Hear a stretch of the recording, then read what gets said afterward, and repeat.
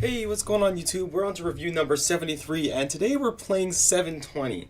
Now, my first impressions of this game going in already wasn't too great. The NES does not handle sports games very well, and skateboarding games especially were just not very good in this era. And this one really is no exception. It's not a bad game per se, I don't think it seems horrible, but it's not that good either. The controls are kind of a bit funny, and I can say that it's fun-ish, but in the 5 minutes I got to play it for this review, I really wasn't enticed to play it for more than the 5 minutes. I didn't really feel like I wanted to figure out what this game is about and master things, and the game seems to be kind of broken up into a couple segments. Like, you have your skateboarding sections, where you just have the map and you go around collecting points and buying equipment, but there's also little subsections where you can go into and do certain events like the half pipe, or even some downhill type events.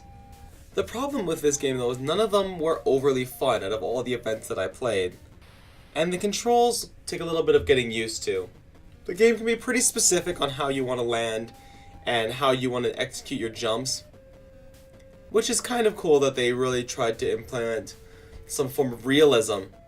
But I just really wasn't feeling it for this game. But if you take a look at the cover of this game, it seems pretty boring. There really isn't much to it, and I don't think I would have had much interest in picking it. And as an artist, it's also really poorly drawn. But I mean, when this came out, I wouldn't have been an artist. I would have been like 5. Like, the more I look at it, the more I think that this belongs somewhere in the 70s, not in the 80s, but that's just me. Well, we'll take a look at the back of the box and see if the description of this game is good or not. 720. Be the skateboarding champion of the world. Hop on and hang 10 as you crash around corners, swerve on sidewalks, and leap over the locals of Skate City. A skateboarder's fantasy world where virtually every surface is skatable. Flip and twist around the street fighters. The street fighters?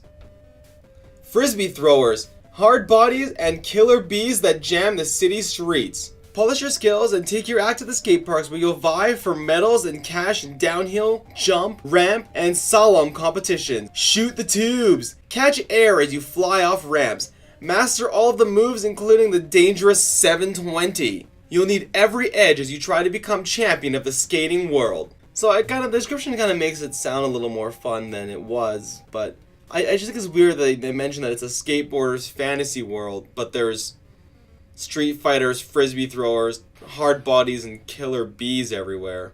The killer bees, which I thought were tumbleweed in the game, which was even more weird. So, as a kid, I don't think I would have had that much fun with this, but I probably would have played around with it for a couple of hours for sure. And if I'd grown up with it, maybe I probably would appreciate it a lot more now.